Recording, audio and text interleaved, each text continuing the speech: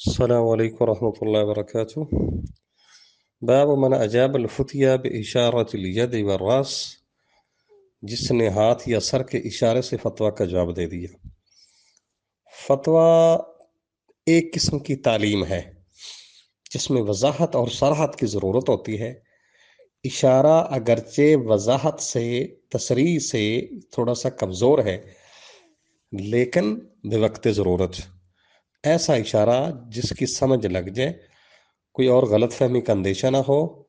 اگر استاد اشارے سے کہہ دے کہ ٹھیک ہے تو اس کا حکم بھی وہی ہوتا ہے جو بات کا حکم ہوتا ہے۔ جیسے ایک استاد سے کچھ گرد پوچھتا ہے کہ استاد جی فجر کے 2 فرض ہیں، استاد اشارہ کر دیتے ہیں ایسے سر کے ساتھ، تو اس کا وہی حکم ہوگا جو ویسے بول کر یا ہاتھ کر لکھ کے دینے سے ہوتا ہے۔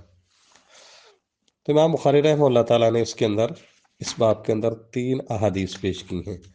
پہلی حدیث ہے موسیٰ بن اسماعیل، ان کے استاد ہیں، یہ بصرہ کے رہنے والے ہیں۔ سید عبداللہ بن عباس فرماتے ہیں رضی اللہ تعالیٰ عنہ کہ ان نبی سئل فی حجتہ، رسول اللہ صلی اللہ علیہ وسلم سے ان کے حج کے موقع پر پوچھا گیا تھا، تو فقال ذبحت، ایک بندے نے کہا قبل ان ارمیہ، کہنے لگا اللہ کے نبی میں نے رمی جمار کرنے سے پہلے قربانی ذبح کر لی ہے۔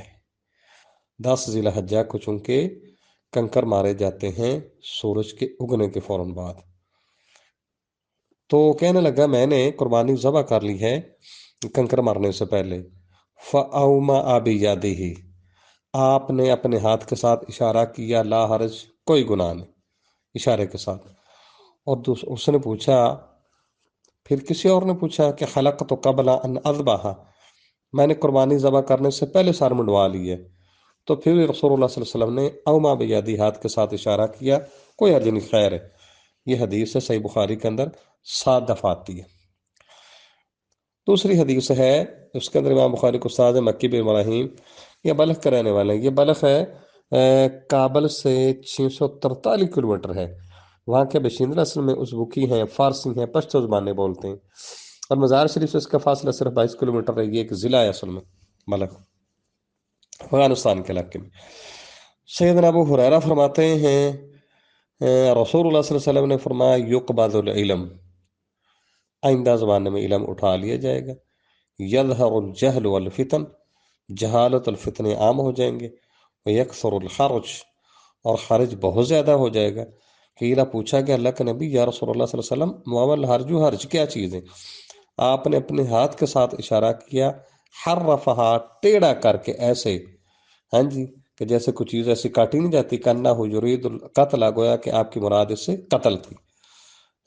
اب یہاں سے یہ حدیث صحیح بخاری کے اندر ہے، 12 مرتبہ امام بخاری رحمہ اللہ لائے ہیں، لیکن اس جگہ مسئلہ یہ ثابت کیا ہے کہ اشارے کے ساتھ کوئی بات سمجھائے، ایسا اشارہ جس سے کوئی اور اس سے غلط فہمی کا اندیشہ نہ ہو، تو اس کے اشارے کا وہی مقام ہوتا ہے، وہی اس کی ویلیو ہوتی ہے جو زبان سے کہہ کر انسان کہتا ہے کہ یہ کام کر لیں۔ جیسے یا ایک اسٹوڈنٹ پوچھتا ہے استاد جی باہر جانے کی اجازت ہے، تو وہ نام سر ہلا دے استاد، یا ایسے سیدھا کر کے ہلا دے کہ جا سکتے ہیں، اس کا وہی حکم ہوتا ہے جو زبان سے بول کر اجازت کا مسئلہ ہوتا ہے۔ السلام علیکم۔